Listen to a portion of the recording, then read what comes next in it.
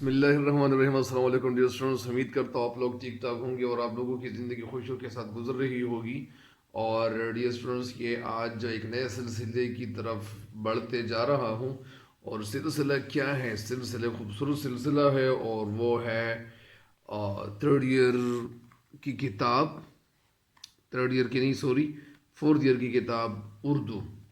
تو اس وجہ سے اس کی ضرورت محسوس کی جا رہی تھی تاکہ لوگ اس سے بھی فائدہ اٹھائیں اور ان کو کامیابی ملے، اور اسی لیے یہ ضرورت محسوس اس لیے کی جا رہی تھی تاکہ کوئی نہ کوئی اس کا سلسلہ بھی شروع کیا جائے، تاکہ وہ اسٹوڈنٹس جو ان سے فائدہ نہیں اٹھا رہے تھے تاکہ وہ بھی اس سے فائدہ اٹھاتے جائیں۔ تو امید کرتا ہوں کہ انشاءاللہ یہ تشریح آپ کو حسب معمول آپ کو پسند آئے گی انشاءاللہ، اور آپ اس سے زیادہ فائدہ اٹھائیں گے انشاءاللہ۔ تو بڑھتے ہیں، لیکن بڑھنے سے پہلے میں صرف یہ بھی بتاتا چلوں کہ یہ جو غزل ہے یا نظم ہے، تو یہ کس تناظر میں لکھا گیا ہے، کیوں لکھا گیا ہے، اور علامہ اقبال رحمۃ اللہ علیہ نے یہ نظم یا غزل کیوں لکھا ہوا ہے، اور یہ کب لکھا تھا؟ تو یہ ظاہری بات ہے کہ یہ اوپر لکھا ہوا ہے کہ مارچ 1907۔ تو ظاہری بات ہے کہ بسم اللہ الرحمن الرحیم، رب اشرح لی صدری ویسر لی امری واحلل عقدۃ من لسانی یفقهوا قولی۔ میں سب سے پہلے یہ بھی بتاتا چلوں کہ میرے اس چینل پہ نئے ہر آنے والے ان کو یہ چاہیے کہ میرے چینل کو سبسکرائب ضرور کریں اور اس سے فائدہ بھی اٹھائیں، اور اپنے دوستوں کے ساتھ بھی شیئر کریں تاکہ وہ بھی اس سے فائدہ اٹھائیں، اور فائدہ اٹھائیں یا استفادہ کریں۔ تو یہ ڈاکٹر علامہ اقبال رحمۃ اللہ علیہ، ظاہری بات ہے کہ وہ مارچ 1907 میں تو یہاں ہندوستان بر صغیر میں نہیں تھے، وہ وہاں باہر تھے، اور انگلینڈ وہاں تعلیم حاصل کرنے کے لیے گئے تھے، وہاں پی ایچ ڈی مکمل کرنے کے لیے گئے ہوئے تھے۔ تو اسی وجہ سے فلسفے میں یا ان کا وہ جو دوسرا وہ موضوع تھا اس پہ انہوں نے پی ایچ ڈی کی تھی۔ تو بہرحال پھر انہوں نے یہ غزل وہاں لکھی تھی۔ تو اس میں آپ کو یہ بھی بتا دوں کہ سب سے پہلے میں تھوڑا سا پس منظر بتاتا ہوں۔ یہ غزل جس طرح اقبال نے لکھا ہے مارچ 1907 عیسوی میں کہی تھی، یا مارچ 1907 عیسوی میں انہوں نے کہی تھی، لیکن جب وہ ولایت میں تھے، یعنی وہ باہر بیرونی ملک میں تھے، اور غالباً یہ اسی مہینے کے جو ایک رسالہ تھا، اس رسالے کا نام مخزن تھا، تو اس میں یہ نظم چپ گئی تھی یا غزل چپ گئی تھی۔ ان کی فکر نظر میں جو انقلاب باہر ملک پہنچتے ہی شروع ہوا تھا، یعنی جب علامہ اقبال رحمۃ اللہ علیہ باہر بیرونی ملک چلے گئے تو وہاں ان کی شاعری میں ایک انقلاب میں تبدیلی وہ آنے لگی۔ تو وہ اپنی مثالات تھیں، وہ کوئی تقریباً 1.5 برس میں آخری منزل پر پہنچا، اور پھر 1.5 برس یعنی 1.5 جس کو کہتے ہیں، تو 2.5 اور 2.5، وہ 2.5 کسے کہتے ہیں؟ وہ 2.5 کو کہتے ہیں۔ تو بہرحال یہ غزل جسے طوالت یا طویل اور مضامین کی جو ایک ترتیب و یکسانی کے طور پر ایک نظم ہی تصور کیا جانا چاہیے کہ یہ ایک نظم ہی ہے، تو اسی طرح ذہنی انقلاب کی تکمیل کا ایک پہلا مکمل اظہار بھی ہے، اور اس کے اکثر اشعار سے ظاہر یہ معلوم ہو رہا ہے کہ اقبال صرف اب شاعر نہ تھے بلکہ وہ ایک صاحب پیغام شاعر بھی تھے، یعنی وہ کوئی پیغام سنانے والے شاعر بھی تھے، وہ کوئی معمولی شاعر نہیں تھے بلکہ وہ بہت بڑے اعلیٰ پائے کے شاعر بھی تھے۔ اگر ان کی تعلیمات کا وہ جو ٹیچنگ کرتے تھے، یا جو ان کی جو تعلیمات تھیں، ان کا ابتدائی نقشہ اگر وہ کوئی دیکھنا چاہے، تو جو بعد آزاد دنیا بھر کے لیے وہ ان کا پیغام، ان کی تعلیمات، وہ ایک خاص کشش اور ایک دلچسپی کا باعث بنی، تو وہ یہی غزل یا یہ نظم ہے۔ تو ظاہری بات ہے کہ ان کو ایک بہت بڑی شہرت عطا ہوئی تھی، اور یہ اللہ تعالیٰ کی مہربانی تھی کہ ان کو اللہ تعالیٰ نے ایسی شہرت دی تھی۔ تو بہرحال یہ تو تھا تھوڑا سا پس منظر، اور اب یہ اشعار کی تشریح کی طرف لیے چلتا ہوں آپ لوگوں کو، تاکہ بغیر وقت ضائع کیے ہوئے ہم اپنے کام کو جاری رکھیں۔ تو یہ پہلا شعر ہے، بسم اللہ الرحمن الرحیم۔ اس میں تقریباً میرے خیال میں 17 اشعار ہے. ہاں آئی تھنک اس میں 17 اشعار یہ شامل ہے. تو اس کا آغاز کرتے ہیں. کیا کرتے ہیں؟ آغاز کرتے ہیں تاکہ ان اشعار کو آپ کے سامنے یا آپ کے لیے ترتیب دیے جائیں. تو یہ غالباً یہاں 17 اشعار ہے. یہ کیا ہے؟ زمانہ آیا ہے بے حجابی کا، عام دیدار یار ہوگا. سکوت تھا پردہ جس کا، وہ راز اب آشکار ہوگا. گزر گیا اب وہ دور، گزر گیا اب وہ دور، ساقی کے چپ کے پیتے تھے پینے والے. بنے گا سارا جہاں میں خانہ، ہر کوئی بادہ خار ہوگا. اور تیسرا شعر ہے کہ کبھی جو آوارہ جنو تھے، وہ بستیوں میں پھر آ بسیں گے. برہ نہ پائی وہی رہے گی، مگر نیا خارزار ہوگا. سنا دیا گوش منتظر کو حجاز کی خامشی نے آخر. یہ خاموشی کی جگہ خامشی شاعر کو اجازت ہوتی ہے کہ وہ لکھ سکتے ہیں. خامشی نے آخر سنا دیا گوش منتظر کو حجاز کی خامشی نے آخر. جو عہد وعدہ صحرائیوں سے باندھا گیا تھا، پھر استوار ہوگا. استوار مضبوط ہوگا، قائم ہوگا، مستحکم ہوگا، اٹل ہوگا. تو زمانہ آیا ہے بے حجابی کا، عام دیدار یار ہوگا. زمانہ کے معنی وقت، بے حجابی یعنی بے پردگی کا، عام دیدار یعنی عام دیدار دیکھنا، یار ہوگا یعنی دیدار یعنی ایسا وقت آیا ہوا ہے کہ ایک محبوب کو وہ بغیر پردے کا دیکھا جا سکے گا. جس طرح آج پردے کا رواج نہیں رہا، اور جو لوگ گاؤں میں زندگی گزارتے ہیں تو وہاں پردے کا ماشاءاللہ اب بھی وہی رواج ہے، اور اب بھی لوگ ماشاءاللہ پردہ کرتے ہیں. لیکن شہروں کی طرف جب آتے ہیں تو پھر بہت سارے لوگ ایسے بھی ہیں کہ وہ پردہ نہیں کرتے. بہرحال سکوت تھا یعنی خاموشی تھی. پردہ دار جس کا یعنی جہاں خاموشی تھی، جہاں لوگ پردہ نہیں کر رہے تھے، وہ راز اب اشکار ہوگا. وہ راز اشکار نظر آئے گا. کیا ہوگا؟ یعنی وہ راز اب نظر آنے لگ جائے گا. کیوں نظر آنے لگ جائے گا؟ یعنی وہ راز کی بات بتائی جا رہی ہے کہ وہ راز اب اشکار ہوگا، نظر آنے لگے گا، اور لوگوں کو پتہ چلے گا رازوں کے حوالے سے یا اسی طرح باتوں کے حوالے سے. تو یہی بتایا جاتا ہے کہ وہ راز اب اشکار ہوگا، اس راز کے حوالے سے لوگوں کو پتہ چلے گا. تو یہ اس شعر کی تشریح کی طرف آپ لوگوں کو لیے چلتا ہوں تاکہ اس شعر کی تشریح آپ کے ذہنوں پہ وہ مکمل ہو جائیں اور آپ کے لیے آسان ہو جائیں. تو بڑھتے ہیں اس شعر کی تشریح کی طرف. اس شعر میں شعر کہنا کیا چاہتے ہیں؟ اس شعر میں شعر کہنا یہ چاہتے ہیں کہ چہرے سے پردہ اٹھ جانے کا وقت آ گیا ہے. اب سب لوگ محبوب کے دیدار سے، جو محبوب ہوگا ان کی دیدار سے، ان کے ساتھ ملاقات کرنے سے یا ان کو دیکھنے سے سارے لوگ فائدہ اٹھائیں گے، سارے لوگ دیکھیں گے. جو بھید، جو راز، جس راز کو خاموشی نے پردے میں چھپا رکھا تھا، اب وہ دنیا کے سامنے ظاہر ہو جائے گا. یعنی دنیا اس راز کو دیکھنے لگ جائیں گے. دنیا کو پتہ چلے گا کہ جو راز ابھی تک وہ مخفی تھا، چھپا ہوا تھا، لوگوں کے نظروں سے غائب تھا، تو وہ راز بھی اب آشکار ہو جائے گا، نظروں کے سامنے آ جائے گا، لوگ اسے دیکھنے لگ جائیں گے.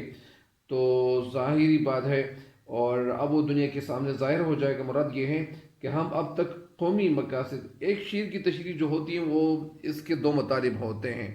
اس کا دوسرا مطلب کیا ہوگا کہ مراد اس سے مطلب یہ ہے کہ ہم اب تک قومی مقاصد کے متعلق جو کام کرتے تھے، یعنی وہ لوگ جو ہندوستان میں بہت سارے مسلمان جو تھے وہ چھپ چھپا کر کام کرتے تھے، اور آزادی حاصل کرنے کے لیے وہ جو کام کرتے تھے تو وہ چھپ چھپا کر کام کرتے تھے. لیکن اب وہ ظاہری بات ہے کہ اب ان مقصد کو، جو ان کا مقصد تھا، ان کے جو مقاصد تھے، تو اب ان مقاصد کو سب کے سامنے کھول کر بیان کرنے کا وقت آ گیا ہے. مطلب یہ ہے کہ وہ پرانے دور میں مسلمان جو تھے، وہ ہندوستان میں ہند پاک میں جو مسلمان تھے تو وہ کام کر رہے تھے، لیکن وہ چھپ چھپ کر کام کر رہے تھے. اب یہ راز جو ان کے سینوں میں تھا، وہ راز کیا تھا؟ ایک نیا ملک بنانے کا تو وہ راز اب جو ہے وہ کیا ہوگا، وہ ظاہر ہوگا اور لوگوں کو نظر آئے گا، اور یہ مقصد کی جو بات تھی، جو مقصد جس مقصد کو حاصل کرنے کے لیے، جس منزل کے لیے لوگ کوششیں کر رہے تھے، تو ظاہری بات ہے کہ ان لوگوں کو ان کے بارے میں پتہ چلے گا کہ یہ کوشش اور یہ منزل مسلمانوں کی کیا تھی۔ تو وہ جو کچھ ہمیں کرنا ہے اس کے لیے، یہ شعر کہتے ہیں کہ جو کام ہمیں کرنا ہے، جس منزل تک پہنچنا ہے، تو اس کے لیے لوگ آپ تبلیغ شروع کریں گے۔ مطلب اس کا یہ ہے کہ اب لوگ سارے مسلمان جتنے بھی تھے، تو وہ پہلے وہ چھپ چھپا کر محنت کرتے تھے مقصد حاصل کرنے کے لیے، منزل حاصل کرنے کے لیے، پانے کے لیے، تلاش کرنے کے لیے وہ چھپ چھپ کر وہ کام کرتے تھے، لیکن اب لوگوں کے سامنے آئیں گے اور ان کا مقصد لوگوں کو پتہ چلے گا کہ ان کا مقصد کیا تھا۔ مسلمانوں کا مقصد یہ تھا کہ وہ ایک الگ ملک، آزاد اور ایک الگ ملک پاکستان بنائیں اور آزاد کر سکے، جہاں مسلمان اپنی زندگی آزادی کے ساتھ وہ گزاریں۔ اور اسی وجہ سے اس کا یہ مطلب ہے۔ اگر میں اس کا مطلب ایک دفعہ پھر آپ کو سمجھا دوں تو وہ یہ ہے کہ یہ تو دونوں مطالب آپ لوگوں کے سامنے رکھ دیے ہیں، لیکن اس کے باوجود بات یہ ہے، اگر آپ یہ چاہتے ہیں کہ اس کی تشریح صحیح طریقے سے آپ کے ذہن میں بیٹھ جائیں تو وہ میں ایک دفعہ پھر آپ کو سنا دوں۔ اس سے تھوڑی سی ہٹ کر ہوگی۔ اس شعر میں شاعر کہنا یہ چاہتے ہیں کہ جب علامہ اقبال رحمۃ اللہ علیہ یورپ میں موجود تھے، تو یورپ میں چونکہ پردے کی پابندی نہیں تھی، وہاں لوگ پردہ نہیں کرتے تھے، اور وہ چیز اور ہر چیز میں آزادی تھی، یعنی لوگ آزادی کے ساتھ ادھر ادھر گھومتے پھرتے تھے۔ اور اس لیے کہنا یہ چاہتے ہیں کہ اس طرح وقت آیا ہوا ہے کہ اب ہر شخص اپنے محبوب کا دیدار کر سکے گا، محبوب کے ساتھ بات کر سکے گا، محبوب کو دیکھے گا، اس کا محبوب عام لوگ بھی آسانی کے ساتھ دیکھ سکیں گے، ان کا نظارہ کر سکیں گے، اور وہ راز جو اب تک خاموشی اور پردے میں چھپا ہوا تھا، اب وہ سب کی نظروں کے سامنے آ جائے گا۔ اقبال کا خیال ہے کہ پہلے مغربی تہذیب کی جو ظاہری جو شان و شوکت تھیں، یا اس طرح وہ لوگوں کو جو شان و شوکت یا جو ایک دبدبہ لوگوں کو سامنے نظر آتا تھا، تو وہ ابھی کیا ہوگا، یعنی وہ ظاہری چمک جو تھی، چمک دمک جو تھی، وہ ایک چکا چوند تھی، تو وہ کیا ہوگی، وہ نظروں کو یعنی مطلب اس کا پتہ چلے گا۔ لیکن اب جبکہ اس کو قریب سے شاعر دیکھ رہا ہے، اور قریب یعنی مطلب شاعر علامہ اقبال رحمۃ اللہ علیہ وہاں موجود تھے، تو اسی وجہ سے ان کو یہ زیادہ پتہ چل گیا ہوگا کہ یہ یہاں کی جو رسم و رواج ہے، تو یہ ان کو ظاہری بات ہے کہ ان کو پتہ چل گیا تھا۔ تو شاعر کہتے ہیں کہ یہ جو ایک کھوکھلا نظام ہے، جو ایک کھوکھلی حقیقت ہے، تو یہ حقیقت ہم پہ اور یا مجھ پہ آشکارا ہو جائے گی۔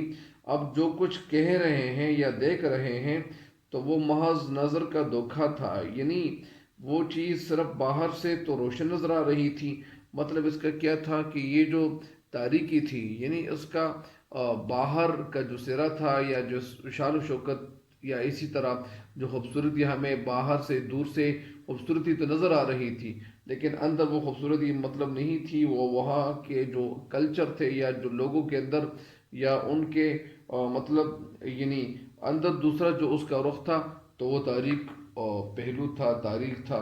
تو اس شعر کی تشریح تو مکمل ہو گئی ہے، لیکن اگر ایک دفعہ پھر آپ کو بتاتا چلوں کہ اس شعر میں شاعر کہنا یہ چاہتے ہیں کہ ایسا وقت آ گیا ہے کہ اب ہر شخص وہ محبوب کا دیدار وہ کھل کے کرے گا، اور سکوت تھا پردہ دار جس کا، اور جو راز ابھی تک سکوت تھا، پردے میں تھا، وہ راز اب اشکار ہوگا۔ وہ راز، وہ جو پردے میں باتیں ہوتی تھی، تو وہ باتیں ابھی اشکار ہو جائیں گی، نظر آ جائیں گی، اور لوگوں کو پتہ چلے گا ان باتوں کے حوالے سے۔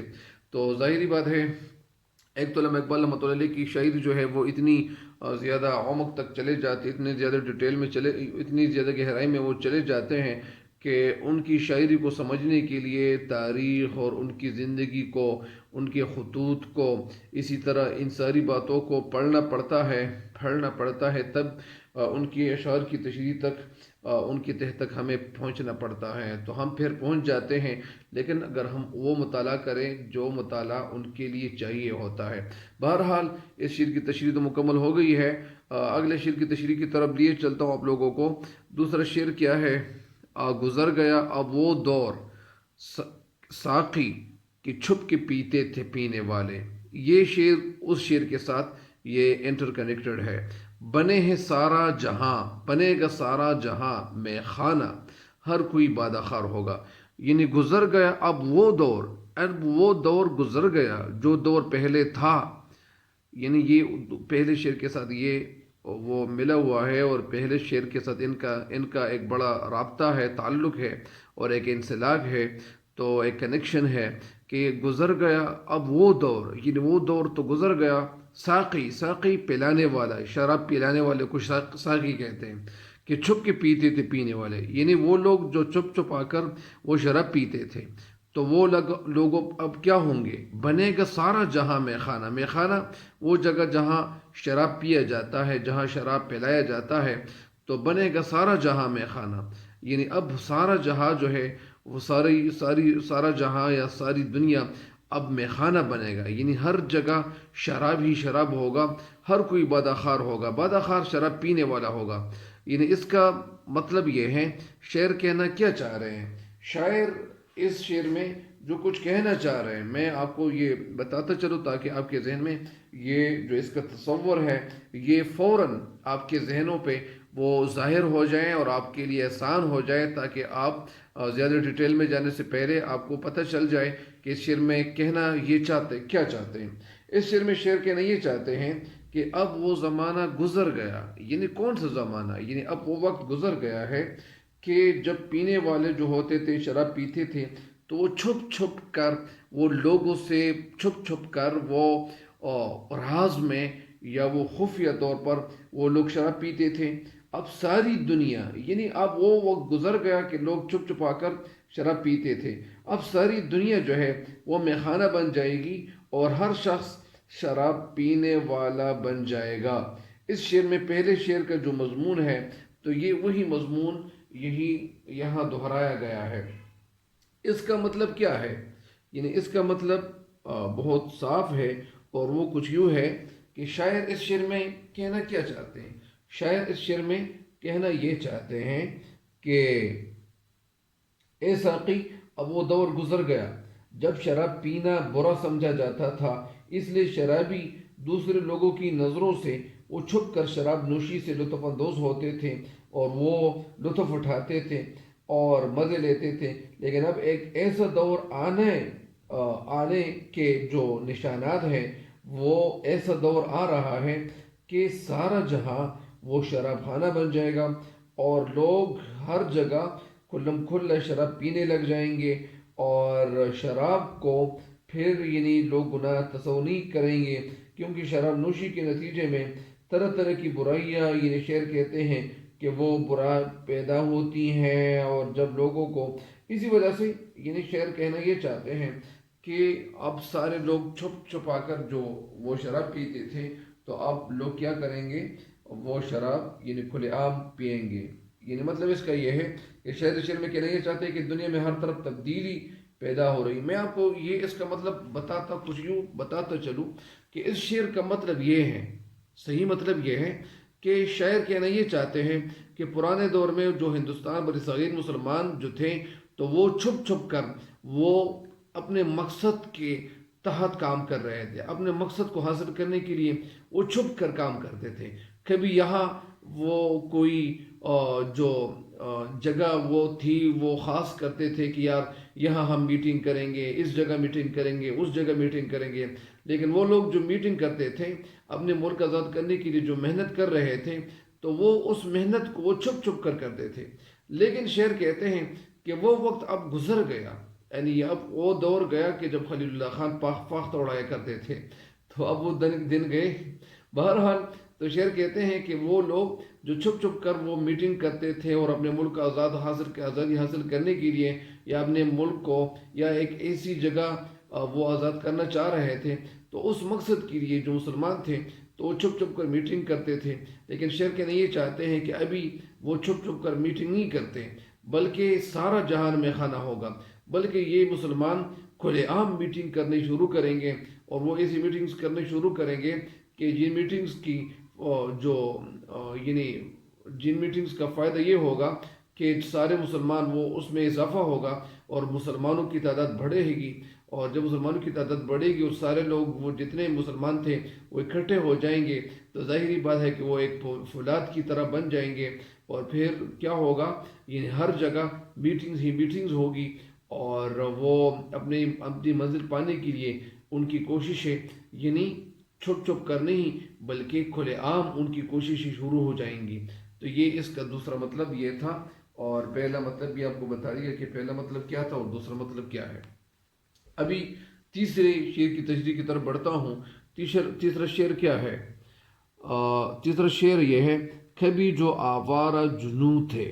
آوارہ جنوں یعنی وہ لوگ جو پاگل ہوتے ہیں، اور وہ کبھی یہاں پھرتے ہیں کبھی وہاں پھرتے ہیں، وہ بستیوں میں پھر آ بسیں گے۔ یعنی وہ لوگ جو جنگل میں پھرتے ادھر پہ چلتے پھرتے تھے، وہ پھر وہ گاؤں کی طرف آئیں گے۔ بستیوں میں یعنی وہ گاؤں کی طرف، ولیجز کی طرف وہ پھر آئیں گے، رہنا یہاں پھر شروع کریں گے۔ برہنہ پائی وہی رہے گی، وہ ان کے پاؤں ننگے پاؤں وہی رہیں گے، یعنی وہ پاؤں جو ان کے ننگے تھے وہ ویسے ہی رہیں گے، مگر نیا خارزار ہوگا۔ مگر خارزار وہ جگہ جہاں کانٹے ہوتے ہیں، یعنی ان کی جگہ وہی رہے گی لیکن وہ جگہ بدلے گی، یعنی برہنہ پائی وہی رہے گی لیکن نیا خارزار ہوگا، خارزار کانٹے دار ہوگا۔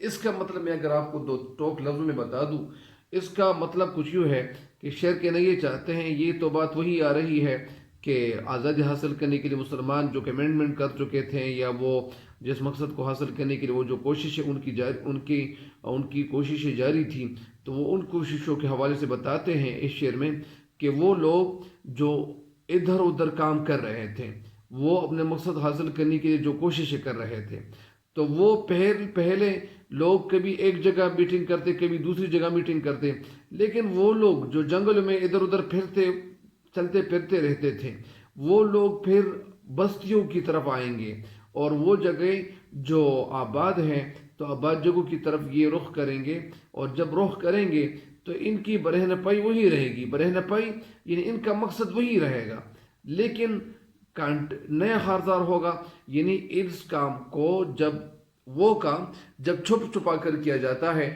تو مشکل ہوتا ہے، لیکن ان کے دشمن کم ہوتے ہیں، لیکن جب وہ کام جو آپ یعنی کھلے عام شروع کریں تو پھر ظاہری بات ہے کہ دشمن بھی زیادہ ہوں گے۔ تو اسی وجہ سے شعر کہتے ہیں کہ برہنہ پائی وہی رہے گی، یعنی مقصد وہی رہے گا، لیکن یہ جو مقصد رہے گا یہ تھوڑا سا کٹھن ہوگا، مشکلات میں اضافہ ہوگا۔ یہ اس شعر کی تشریح ہے۔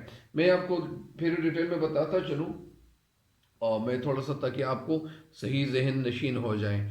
یہ اس لیے چھوٹے چھوٹے مختصر مطالب بتاتا ہوں تاکہ آپ کو زیادہ یعنی الجھن نہ ہو۔ اچھا، اس شعر میں شعر کہنا یہ چاہتے ہیں کہ جو لوگ دیوانگی کے جوش میں وہ دیوانے تھے، وہ بیابانوں کے اندر وہ مارے پھر رہے تھے، وہ دوبارہ گاؤں کی طرف آئیں گے، اور ان کے پاؤں پہلے کی طرح ہی نہیں ننگے رہیں گے، یعنی ان کے جو پاؤں تھے یہ اسی طرح ننگے رہیں گے، مگر ان کے لیے کانٹوں کا جو جنگل ہوگا وہ نیا ہوگا۔ کانٹوں کا جنگل یعنی نیا ہوگا، یعنی یہ جو میدان سجے گا، یہ جو مشکلات ہوں گی، تو یہ مشکلات کی جگہ جو ہوگی وہ نئی ہوگی۔ اسی وجہ سے مطلب اس کا یہ ہے کہ قوم سے عشق و محبت کے جنون میں ایسے مقامات تلاش کیے جا رہے تھے کہ جہاں کسی کو اس کا عشق کا علم نہ ہو سکے۔ اب یعنی وقت یہ آیا ہوا ہے کہ اس عشق کے نعرے آبادیوں میں لگائے جائیں، یعنی جو عشق کے جو نعرے لگائے جا رہے تھے، یعنی جس منزل کی تلاش جاری تھی، تو اس منزل کی تلاش پہلے تو لوگ ادھر ادھر وہ دیتے تھے، آوازیں لگاتے تھے، لیکن ابھی یہ بستیوں اور شہروں کی طرف یہ مسلمان آ رہے ہیں، اور یہ شہروں کی طرف آ کر یہ نعرے لگا رہے ہیں تاکہ ان کے نعرے لوگ سنیں اور لوگوں کو پتہ چلے کہ وہ مسلمان جو پہلے ادھر ادھر محنت کرتے تھے، کوشش کر رہے تھے، اور اب ان کو پتہ چل جائے، لوگوں کو پتہ چل جائے کہ مسلمان اب کل عام کام کر رہے ہیں۔ اور ظاہری بات ہے کہ مسلمانوں کے اندر جو اتفاق پیدا ہوا تھا، تو جب یعنی جس طرح علامہ اقبال رحمۃ اللہ علیہ کہتے ہیں کہ ہمت کر انسان تو کیا ہو نہیں سکتا، وہ کون سا عقدہ ہے جو وہ ہو نہیں سکتا۔ عقدہ گرا، گانٹ یعنی گرا، تو وہ واہ ہو جانا یعنی اشکارا ہو جانا، یعنی ہمت کر انسان تو کیا ہو نہیں سکتا، جب ایک انسان ہمت کرے تو وہ کام کیوں نہیں ہوگا، وہ تو ضرور ہوگا۔ تو اسی وجہ سے شعر کہتے ہیں کہ دیوانگی کی حالت وہی رہے گی جو پہلے تھیں، لیکن راستے کی جو مشکلات ہے وہ نہیں ہوں گی، یعنی وہ نئی مشکلات ہوں گی اور وہ کام وہی رہے گا۔ تو اسی وجہ سے اس شعر کی تشریح تو مکمل ہو گئی ہے، لیکن ایک دفعہ پھر آپ لوگوں کو میں بتاتا چلوں کہ آپ کے ذہن میں یہ صحیح طریقے سے بیٹھ جائے۔ اس شعر میں شعر کہنا یہ چاہتے ہیں کہ وہ لوگ جو پاگلوں کی طرح کبھی ایک جگہ جاتے کبھی دوسری جگہ جاتے، کبھی بیابانوں کی وہ طرف چل کر وہ ان کا رخ کرتے، اور اب وہ گر پڑے لوگ جو دوبارہ قصب اور شہروں میں آ جائیں گے، وہ ادھر ادھر بہرتے تھے اور در بدر کے ٹوکرے کھاتے تھے، لیکن وہ در بدر کے عذاب سے تو نجات وہ ملنا چاہ رہے تھے، لیکن مصیبت یہ ہوگی ان لوگوں کے لیے کہ ان کے برے دن ختم نہیں ہوں گے، ان کے پاؤں اسی طرح وہ کیا ہوں گے، ان کے پاؤں برہنہ رہیں گے، صرف وہ ویرانے جو خارزار یعنی وہ کانٹے دار راستوں سے آ کر شہر کے کانٹوں برے رستوں کے مسافر بن جائیں گے، یعنی لوگوں کے قریب آ کر ان کی مصیبت ختم ہونے کی بجائے یعنی وہ وہی رہے گی، ختم نہیں ہوگی۔ اقبال نے اس شعر میں بڑا خوبصورت یعنی مطلب واضح کیا ہوا ہے، اور مطلب یہ ہے کہ مسلمان جو تھے وہ ابھی کھلے عام اپنی محنت شروع کریں گے، اور لوگوں کو پتہ چلے گا کہ یہ مسلمان ماشاءاللہ کتنے زیادہ ایک کمٹمنٹ کے مالک ہیں، اور کتنے زیادہ یہ مستحکم ہیں، مضبوطی کی طرف جا رہے ہیں۔ تو یہ تو 3 اشعار کی تشریح ہو گئی۔ شعر نمبر 4 کی طرف لیے چلتا ہوں آپ لوگوں کو۔ سنا دیا گوش منتظر کو حجاز کی خامشین آخر، جو عہد صحرائیوں سے باندھا گیا تھا پھر استوار ہوگا۔ سنا دیا یعنی سنایا، گوش منتظر، گوش کے معنی کیا ہے؟ گوش کے معنی یعنی کان میں، گوش منتظر وہ کان جو انتظار کر رہے ہو۔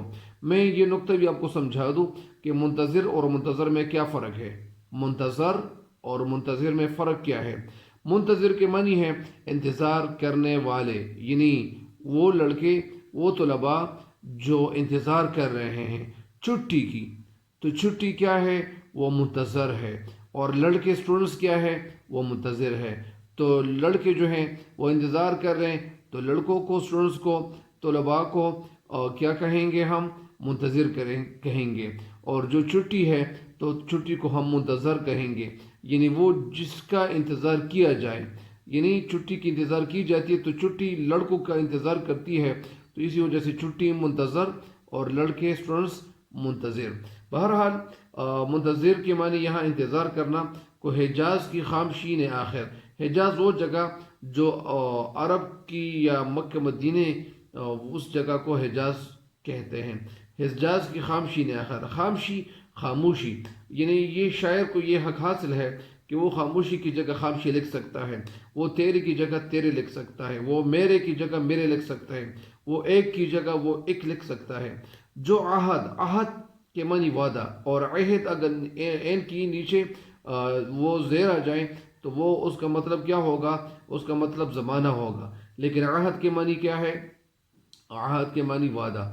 جو عہد صحرائیوں سے باندھا گیا تھا، باندھا یعنی جو وعدہ صحرائیوں میں رہنے والے لوگوں سے کیا گیا تھا پھر استوار ہوگا۔ استوار یعنی یہ وہ عہد پھر مضبوط ہوگا۔ استوار کے معنی مستحکم ہوگا، مضبوط ہوگا۔ تو ظاہری بات ہے کہ وہ عہد جو باندھا گیا تھا وہ مضبوط ہوگا، وہ کمزور نہیں ہوگا۔ تو یہی آپ کو بتایا جا رہا ہے۔ تو اس شعر کی تشریح آپ لوگوں کو بتاتا چلوں کہ اس شعر میں شاعر کہنا کیا چاہتے ہیں۔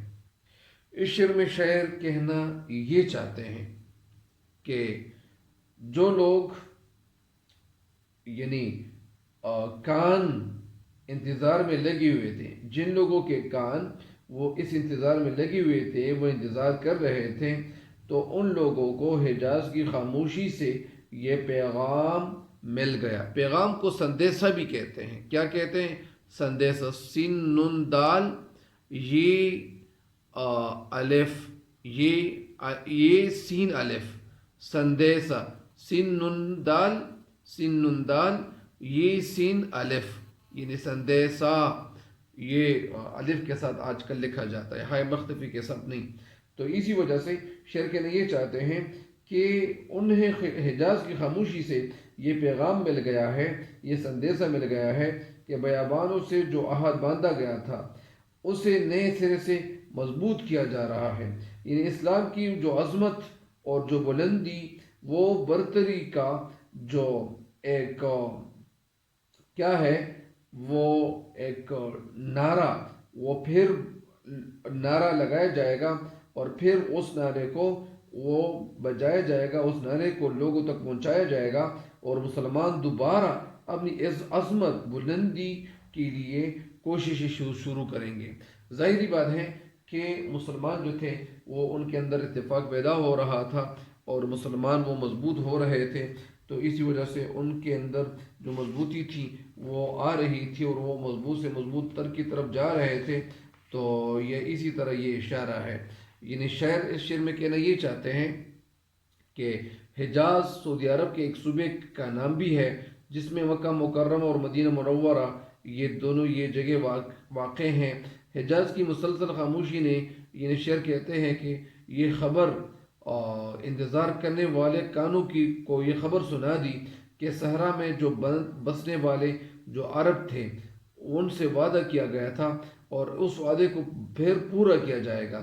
مطلب اس کا یہ ہے کہ اس سے مراد یہ ہے کہ اگرچہ اس وقت عرب آزمائش کے دور سے گزر رہے ہیں، یعنی عرب جو لوگ ہیں وہ اس آزمائش کے دور سے گزر رہے، یعنی ان کی خراب حالت، یعنی وہ ان کی حالت جو ہے وہ ابتر ہے، وہ ناگفتہ ہیں، خراب ہے، لیکن جلد ہی یہ وقت گزر جائے گا، اور ان کا جو وقار ہے، جو عظمت ہے، جو بلندی ہے، وہ بلندی بحال ہو جائے گی۔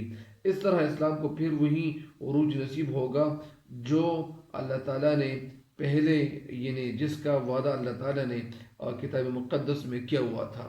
یعنی مطلب اس کا یہ ہے، ٹوٹلی مطلب اس شعر کا یہ ہے کہ وہ یعنی یہ جو حجاز میں، یعنی جو کان منتظر تھے، جو اس بات کے منتظر تھے، انتظار کر رہے تھے، تو وہ حجاز کی خاموشی نے آخر، یعنی وہ خاموشی جو تھی، تو وہ وہاں اس کو یہ پیغام دیا گیا کہ وہ وعدہ جو اللہ تعالیٰ نے اپنے کلام میں فرمایا ہے کہ اللہ تعالیٰ انسانوں کو مضبوطی، مسلمانوں کو مضبوطی اور استحکام دے گا، اور مسلمان مضبوط ہو جائیں گے، ان کے اندر اتفاق ہوگا، تو یہ ظاہری بات ہے کہ مسلمان مضبوط ہو جائیں گے، اور اسی وجہ سے اسی مضبوطی کی طرف اشارہ کیا جا رہا ہے کہ یہ بات وہ یعنی سنا رہے ہیں۔